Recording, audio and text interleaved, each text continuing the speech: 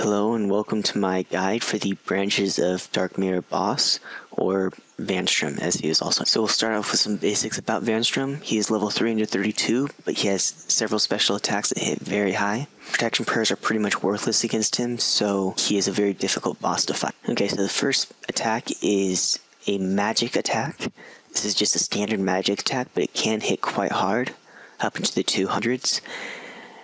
And protection prayers, as I said, don't work, but I'm using them here because they can't really hurt either. He also has a normal melee attack, which just kind of hits you.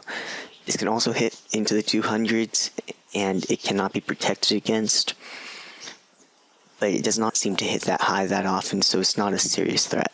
Vanstrom then has 5 very powerful special attacks. The first is he summons two Bloodveil type things, and if they reach him, he will be healed. He is not healed to full life points, but he does seem to be healed about 1/8 of his life points. So you do want to get rid of these. You do not want to let him get to him, as they can hurt your cause. His next special attack, he says, "Let the blood consume you." Then a blood bomb appears in the middle of the floor, and he forces you to it. You generally receive about 300 damage if you're not directly on the spot, and he receives 150 damage as well. If this happens to you, you just want to eat it up, be ready for the damage, and try to get off the spot, but you probably receive the damage anyway. The next attack is, he says, "Stare into the darkness." When he does this, you should try to run towards one of the torches. This will avoid the damage. However, if you do not get there in time, you can get hit for very high damage, up to about 450 or so. And so just be ready for the damage, and do not let your life points be too low. So the next special attack is the most dangerous special attack. He flies up into the air and uses blood bombs all over the floor where you're standing. These take 2 to 3 seconds to explode, but when they explode, they can deal up to 400 plus damage, supposedly over 500 as well, which means you cannot really tank them, because 400 or 500 damage every few seconds is too much to eat through. If you can attack while he's doing this, you should, because he receives a lot more damage while in mode. However, I do not recommend it, because you should try to focus on running around the room and avoiding the damage. Using the minimap in particular is a good way to go, as this makes it much easier to run in circles. Generally, if you use the minimap, you will receive very little damage through this part, and you should be able to survive. If you run out of energy, it's not a big deal. You can actually walk off of these in time. However, I recommend using a place like the pools at Uglog to make sure that that does not happen. This is a special attack he uses while he's flying. It basically freezes you, and it's only for a very brief amount of time. I would say about 1 game tick, which is 0.6 seconds. But that can mess you up in your running pattern, which can cause quite a bit of damage, so you do need to be careful about it. In general, though, it's not the biggest issue. Just focus on running in circles, and you should be fine. At the very end of the fight is his final special attack. If you fought Nomad, it's sort of like Nomad's Berserk. Basically, he turns into a mist, and if you get too close, he deals constant 20s to 50s on you. The way to avoid this is by running around the room, and the way to attack him is by using the holy water. So basically, you want to put the holy water in the middle and attract him over it. However, the holy water does not last very long, which means you have to be fairly close to him before you use it. And then I find that running to the east side or the west side of the room and circling around is the best way to avoid getting hit by his mist. He's fairly slow during this phase, so it's not a big problem to run around, but you can still receive a lot of damage, and if you're low on food, you really do want to avoid that damage. So as you can see, just keep running around. If you do it right, you can easily get several holy water spills in before you have to run to the other side. And as you can see there, once he's finally defeated, you get teleported to the door, and he basically does a 1-hit on you, but you will not die. Okay, so for the gear, there are a few things that are very important. First, that you have the full Darkmeyer clothing. This means you will not be seen and you should be safe from getting attacked before you get to the house. Second, you also want ranging armor. I found that ranging was easily the best method. You obviously want more blisterwood stakes than this, at least 150, preferably 200 plus. And then you probably also want to bring a backup melee weapon just in case you run out of blisterwood stakes. You also do not want to bring things like Carol's armor, especially with a setup like this where the Carol's armor will not be kept on death. This is because even though you do have a grave when you die, you will not get to choose which items you keep.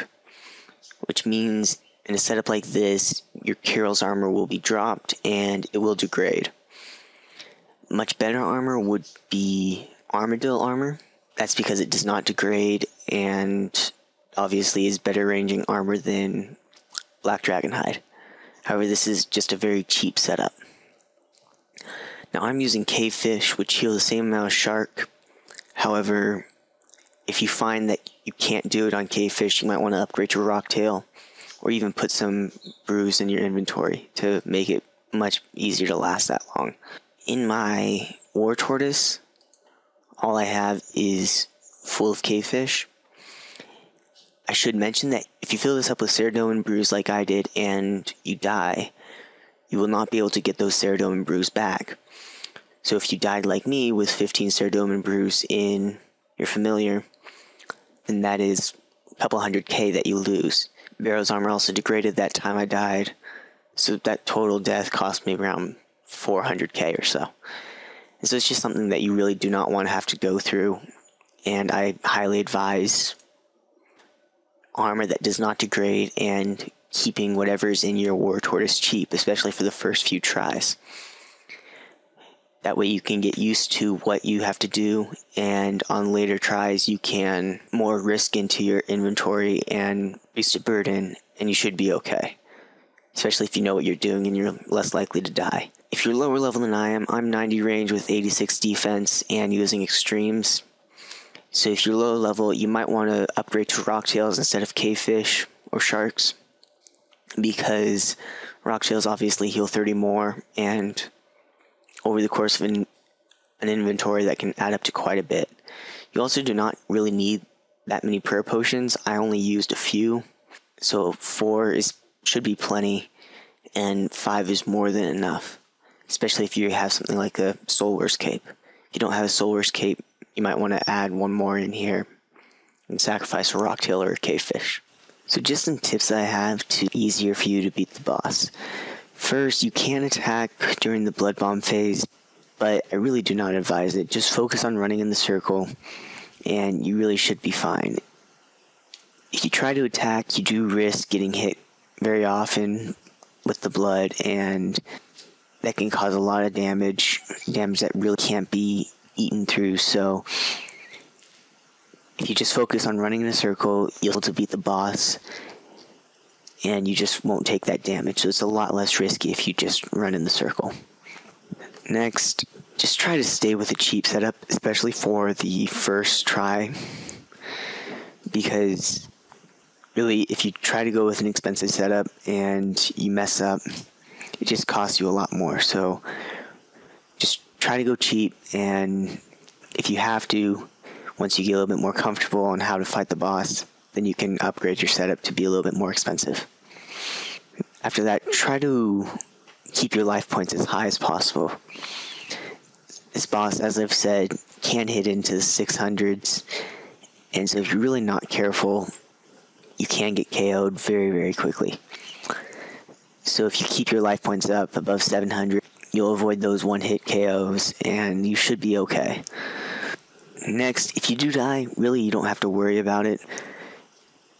It takes less than a minute really to get back if you use your teleport. Just click on the teleport to Darkmeyer and equip your Firewatch, you'll be fine. And if you do die, you really don't lose a whole lot. You obviously will lose anything that's in your Beast of Burden, and You also have degraded items if you have degradable items. But other than that, you really don't lose anything. In that sense, it's not too costly, but if you make it costly, it can get very expensive.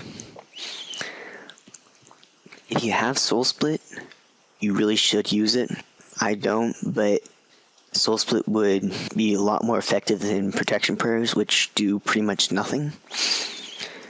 Whereas Soul Split, you deal quite a bit of damage against this boss, so using Soul Split would be a great way to go. Finally, it is not an extremely hard boss if you do know what you're doing, but you can mess up and get hit by multiple blood bombs very quickly, causing you to die. So once you get comfortable, it gets very easy, and you really don't have to worry about it. Might take a few tries, but you can do it, and good luck defeating Vanstrom. Okay guys, thank you for watching. Please rate and comment. My next video will probably be a Bando solo guide, hopefully released around Thursday or so. So subscribe for that and other future videos.